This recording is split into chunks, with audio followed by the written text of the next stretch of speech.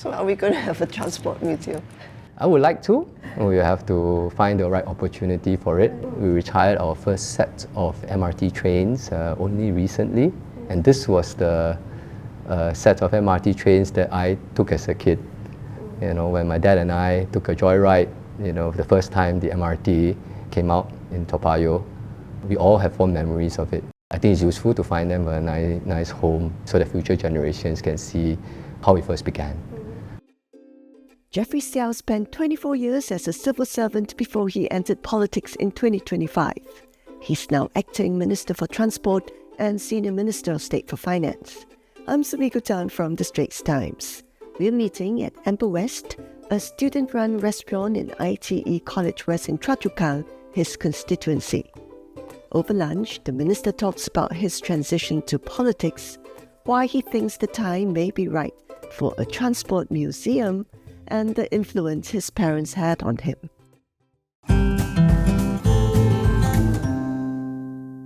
It's been a year, right, since you became a minister. What has it been like? It's been very intense.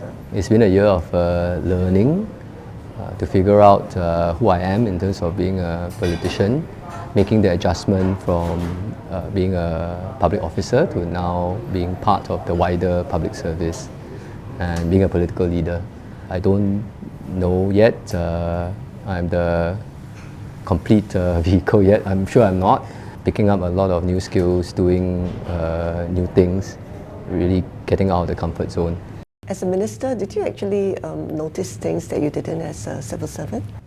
As a civil service, you always know that, you know, when you structure a policy, there are people who don't fit nicely into the archetype or the box. But because you're on the ground and because people tell you about how they are not fitting nicely into the box, you know with much more certainty and much more sort of detail how to manage these edge cases.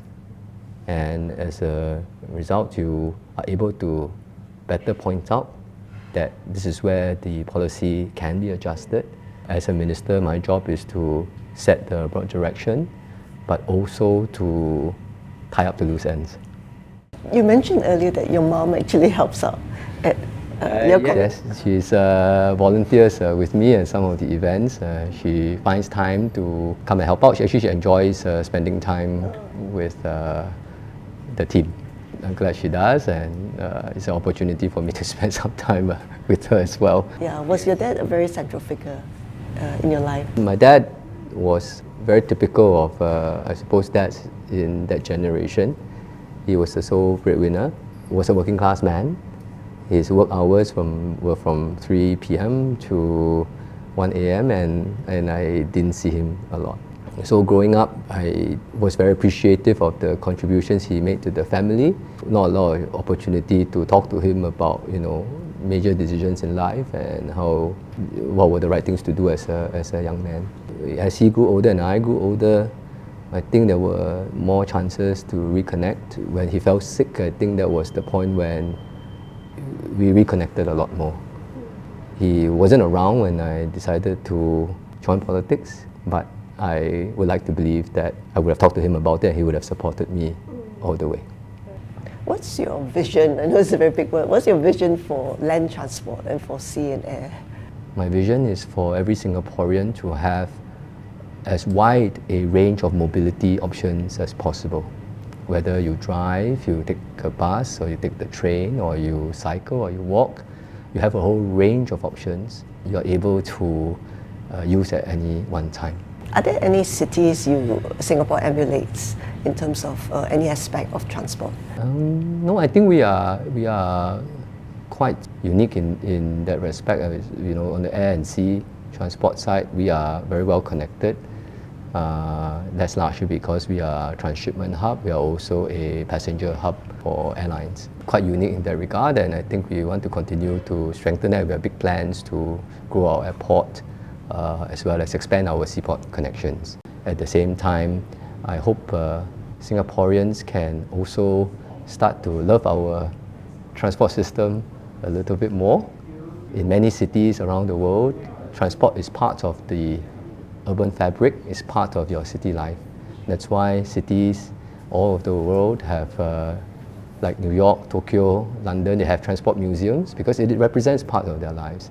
When you talk about a bus route number, if both of you have taken it before, you share a connection. The transport system is not just about the hardware, but the software, the people behind it, the history, the connections, the lives that the infrastructure connects. So are we going to have a transport museum? I would like to. We have to find the right opportunity for it. We retired our first set of MRT trains only recently, and this was the set of MRT trains that I took as a kid. You know, when my dad and I took a joyride, you know, the first time the MRT came out in Toa Payoh, we all have fond memories of it. I think it's useful to find them a nice home so that future generations can see how it first began. Thank you very much.